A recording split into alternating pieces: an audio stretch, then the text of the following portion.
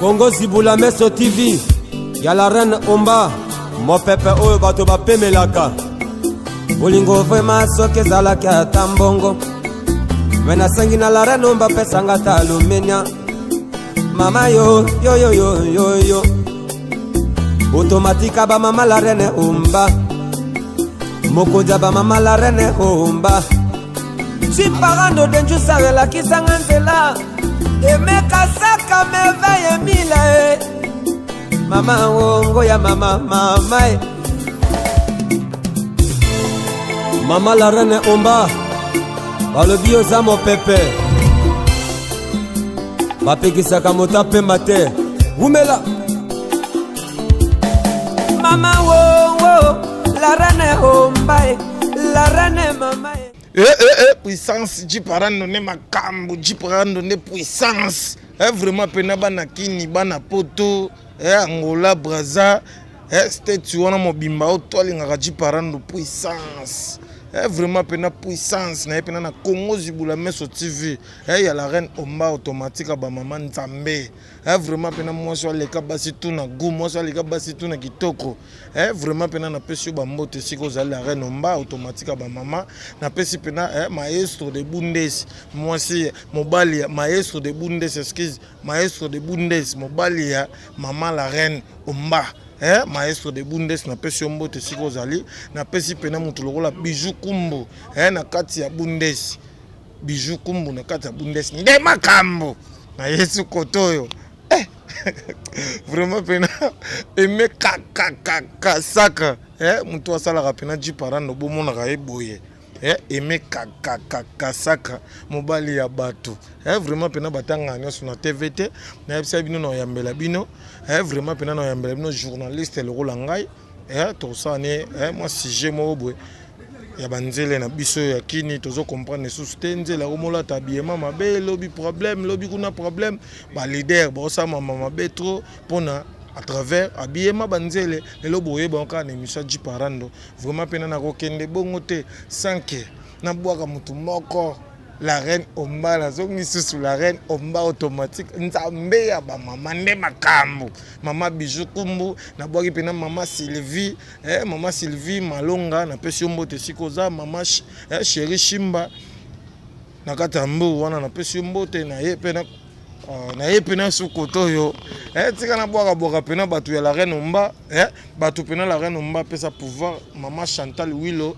na pesi mbote sikoza vraiment pena mbote cordon na biso mbote na bande konoso baso anda jiparando na ngoma est-ce que bakoye ba kombo na yo vraiment te kombo na ngai Jimmy Boyembe mwana mungala vraiment na zapi moko ya bapandisango ndesi yo na ABC1 ezali pesiste na profiter ko pesa mama Chantal Ayao na Washington sikazo na ngape na Simeon Mushindondo le grand architecte voilà ngana la reine Omba automatique ba mama yende Nzambe na kana mama bijou kumbu na rapena na Sylvie mama Omba pe na pesi na rapena na la reine Omba par ça Sylvie kumbu et Sylvie Malonga d'accord donc Nzambe ba mama vraiment pena na ye pena ko tuna yo nano papa Jimmy lelo to na sujet ya bana basi abiyemeza mabe bana basi ba molata na ba biloko yoke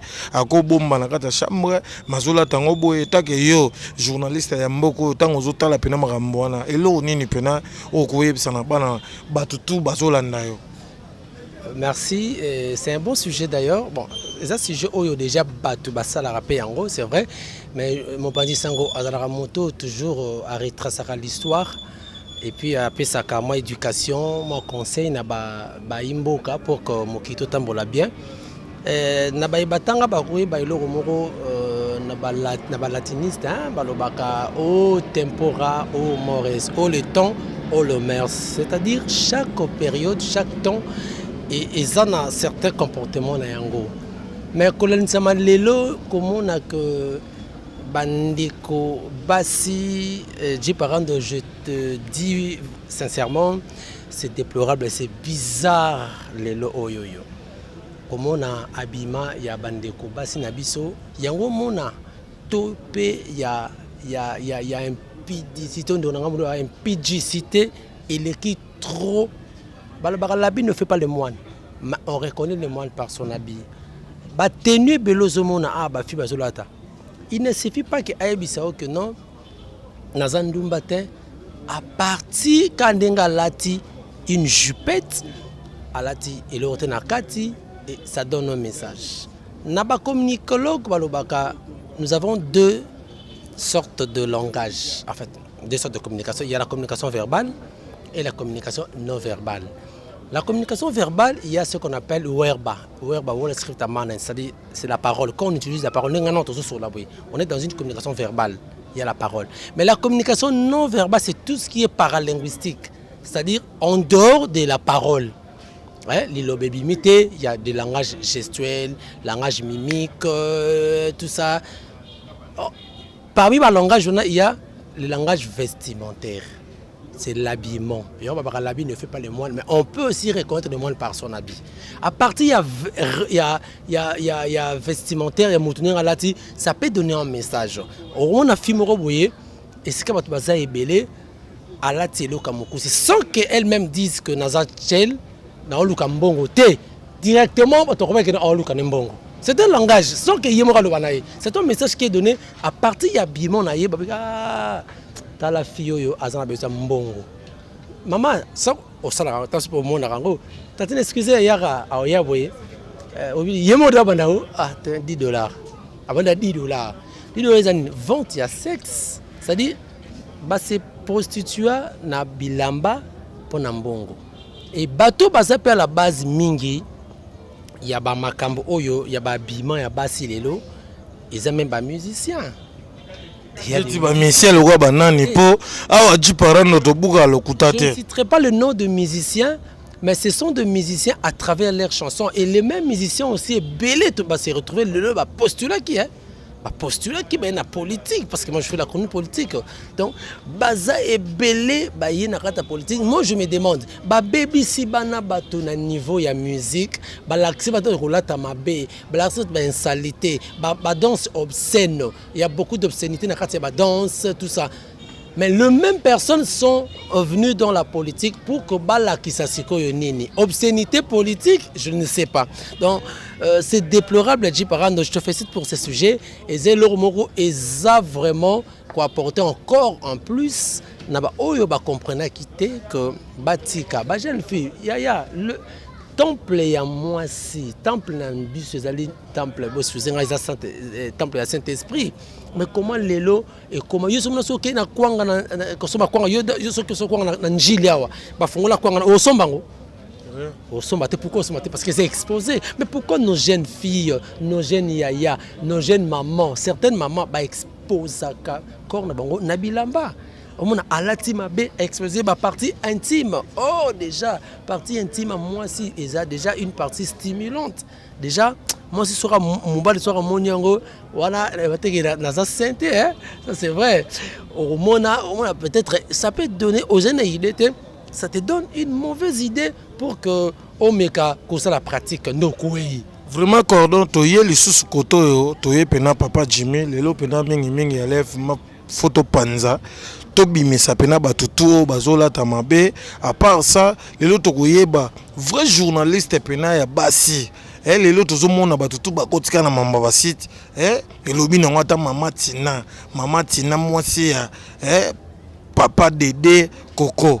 Vraiment pena na pesio mbote na kata mbo wana na pesio mbote na ye pena koto na mama lokola mama Sylvie Malonga na pesio mbote yonde makambo na ye pena koto mama Bijou Kumbu yonde makambo na kata Bundes na pesio mbote na otanga te pona sa publicité site te ya télévision mo bete ya câble et pour là nango Congo Zibula meso TV le kango ba ota ba série ba ota la ko boye bango bazolata c'est par rapport à leur culture bazolata et puis monsieur so mona musicien mo boye étrangère alati et la mesa ya scène mais au moins na ba jeune fille na biso bazolata ngo na moment oyo esengi balata ti donc bango parle tata sur sa culture bango ah au monde até so ok na plage attends na Mwanda je ne sais pas ce qui bon je ne suis jamais allé là-bas mais je crois qu'étant bantou dès que mon maman na mwana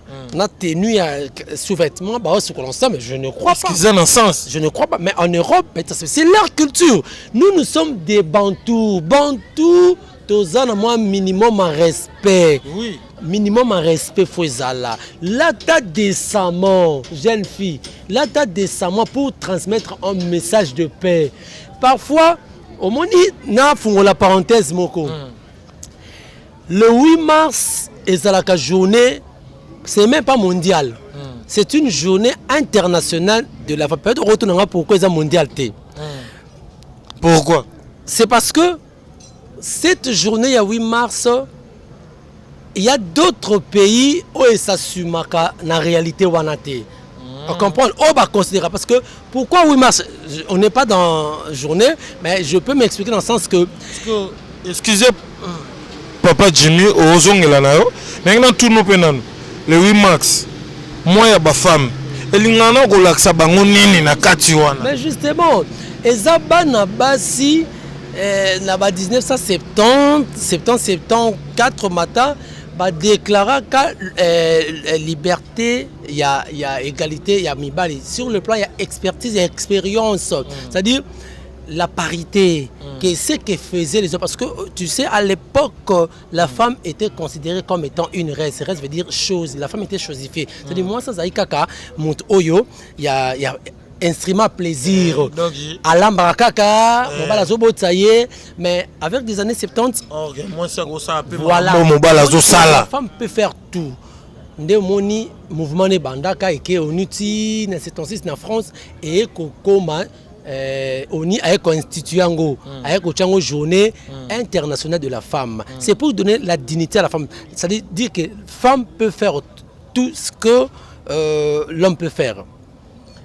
Preuve année, na Libéria, tout ça, dans Johnson, qui était le président de la République. Tout ça, le ministre Belé a passé. Tout ça, Ségolène Royal, qui était candidate à la présidentielle en France. C'est-à-dire, il y a beaucoup de... Mais Aimé Kassaka à lobby, ceux qui moi ça là barabateti babanga mibalité mais kota la sko la reine omba automatique ba maman nzambe ya ba maman alukaka kota la Laurette Mumpala la tigresse alukaka oh il y a une mission non ce que ça ko redresser ba basi sur le plan ya bimana sur le plan ba langage oui c'est ça le but de l'émission na yo voilà donc biso to kumisa ba fi wana te o wana ba impoli wana c'est un manque d'éducation c'est leur c'est ça ma soeur famille ba sanga éducation alors ne mouvement qui lelo alors basi comme ça lelo mais moi si donne-toi la valeur ce qui m'a payé musulman moi si tu l'as ça à l'instrument ça s'assume en réalité c'est pour venir qu'ils aient la journée internationale de bapé musulman ça s'assume en réalité ils en ont fait 8 mars pourquoi bah kota na kata parce que par contre lelo moi c'est la ka mutumoko déjà dans le rôle marginalisé on a raté bah si lelo na parce que ba kangaka ba awa bon na boy na so problème na ba ndeko wana mais pour dire que moi si tu ba pesa valeur pour que moi si à ça la auto-introspection comment que je suis une femme nous autres nanga ezali faut la dignité il faut mobali aya abalanga mobali ayo abalanga te tout en m'exposant tout en étant na état que na panzaka bilamba na ngai batu ba monaka na lati bilomoro pour na tirer batu pour na tekra sexe non donc il faut s'habiller décemment et Dieu aussi alingara jamais njota mwasi ezala exposé papa Jimmy tunanga nini elo osusu eka musangeza nini tokoti suna le 8 mars wana kaka ozomona mwana mwasi alatili puta donc alatili puta wana ayebiki noko déjà akangaki déjà chambre pour nini bandeko na biso basi boyo kusa biso soni boye vraiment beaucoup l'andata maman Bijou Kumbute beaucoup l'andata maman Sylvie Malonga te beaucoup l'andata maman Shimba te donc mobali déjà kangaki surtout na bakinya eza bongo kangaki déjà chambre tout ça ayebi kende za bonne na meminzele nanga boyo so ameli masanga lango à l'après donc ressources la ba chambre dans le 8 mars c'est comme en onde ba hôtel plein Bon, je n'aimerais pas que vraiment tous à la baser sur 8 mars parce que ça déjà moi passé. Mais on répond à Nina, ils ont pour éducation. Ils ont pour il y a manque politique, quelque part le gouvernement a besoin et surtout ministère à genre et famille wana. On croyait que le 8 mars c'est limité au pagne, c'est-à-dire quand il y a 8 mars, il y a des jeunes filles qui comprennent. Oh, 8 mars, il fallait expliquer à différents ministres que 8 mars, la femme doit prendre une conscience. La femme doit faire ça. La femme doit éviter ça. La femme faut examen de conscience. On comprend que non, je suis une femme, j'ai de la valeur. Je suis utile dans la société. On comprend. Il fallait qu'ils expliquent maintenant. Moi, des dernières années, les cas, bon, on avait essayé un peu conscientiser les femmes. Donc, on n'est pas vraiment dans ces sujets. Donc, c'est ça. Donc, je crois prochainement, le 8 mars, ils assurent les cas. Tous on sur Nani. Abima wana pe ba copion na ba série bazotala. À part ba série bazotala. Ba komo salango awa et également ba musicien je répète. Bah, papa n'a biso. Kanara ba on mabe. Tena kanara te mais ce sont au moins ba combattants. Oh mona oui moro pas toi ka ça ka politique. Ne ba boyaka ba combattants et ba musiciens ba kende. Ils avaient makambe belé non seulement la politique.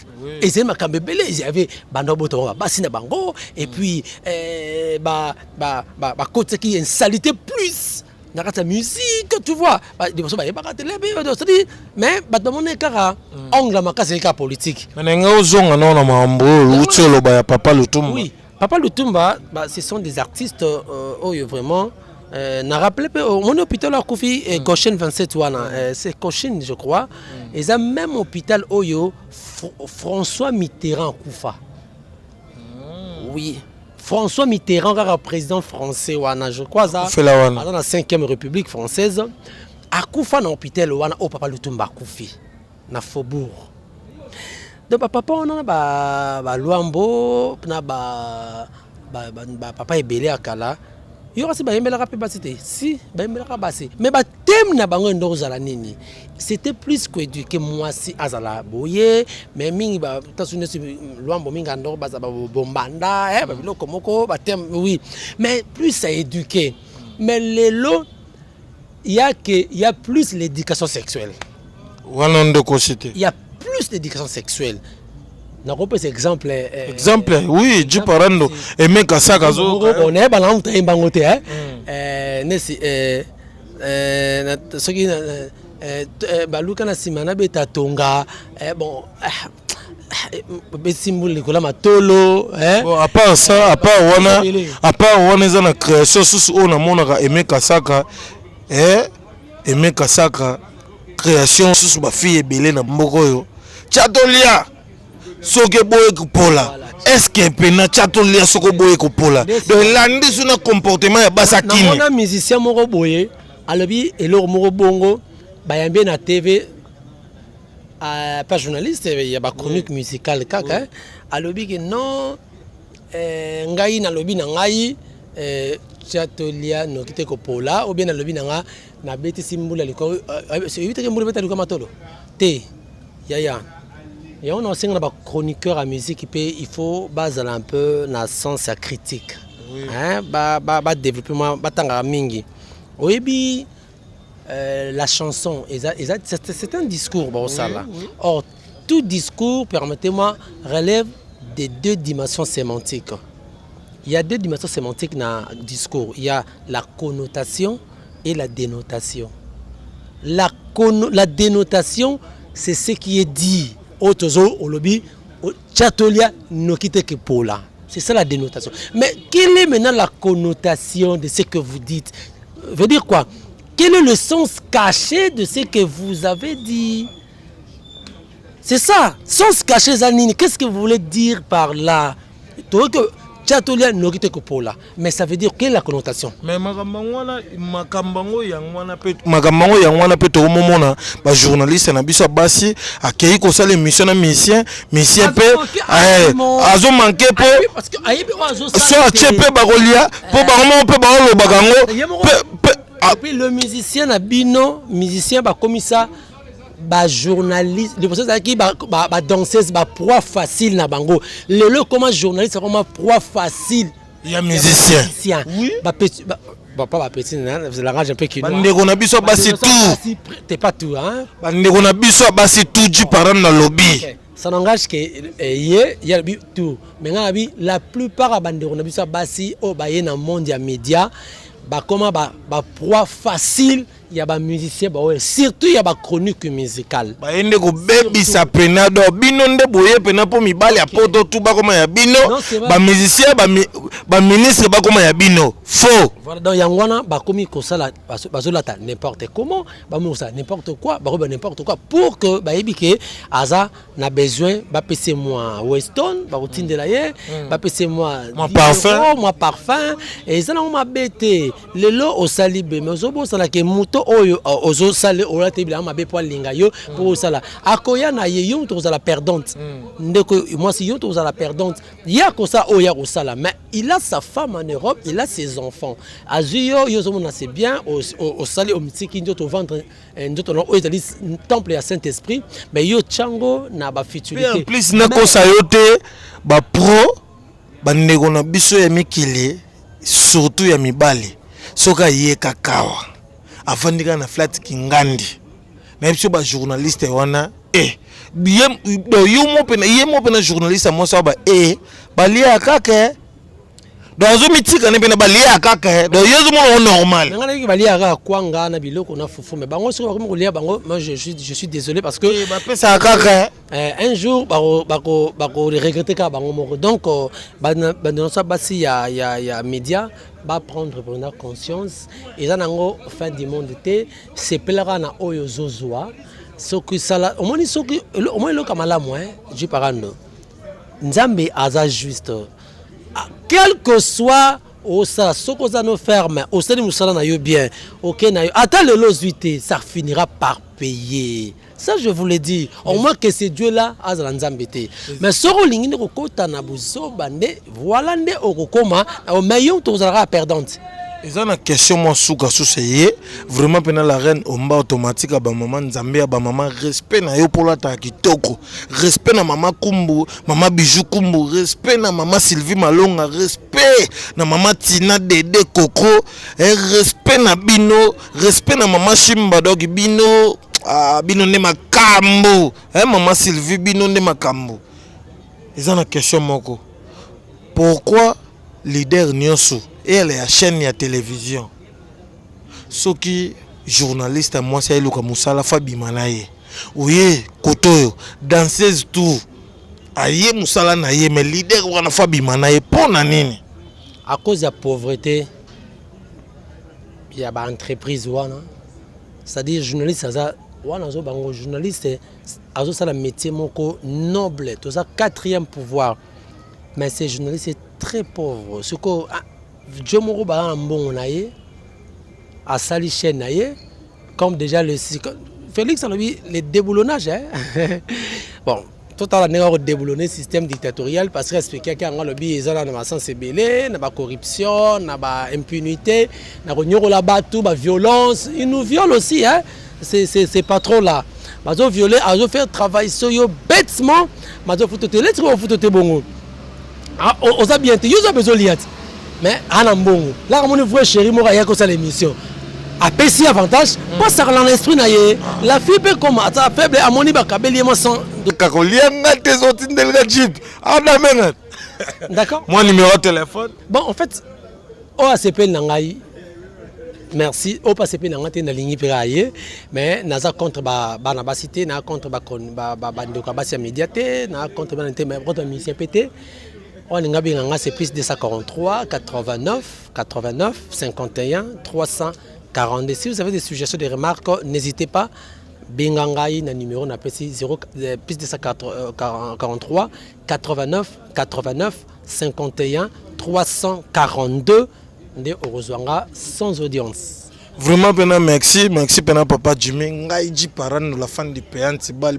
na chambre borochwa na lobby yango osepeli na ngate fana na ngweni na yo ji parano na banga na mutu te po mutu pa ochanga na kashwa zate ji parano la fan di pays na pesika ba mission tu ya mboka na biso na pesi bombote po ji parano telemelinde mutu tozo finga ka ba leader ngazo kene loko nini oze loko te vana ndenge na yo ozoki Karine soki nani ofinga ka ba leader zala kuna ozoki eloko ni soki le nini zala kuna do ji parando na boyi mutu afinga ka ba leader soko finga ka ba leader fo ya pa tata na bino ji parando la fan di pays antibali ngande tata na bino koma yo ke finga leader sanke ngana yeba soki pacho soki nani na yebi yo te zala kuna do ji parando la fan di pays ye na ko telemela nde batu tu bazo otamula mabena otelemela yo na pesi la reine omba automatique nzambe ya ba mama mwasi ya pembe mwasi ya maestro de bundes na pesi mbote sikoza na pesi pena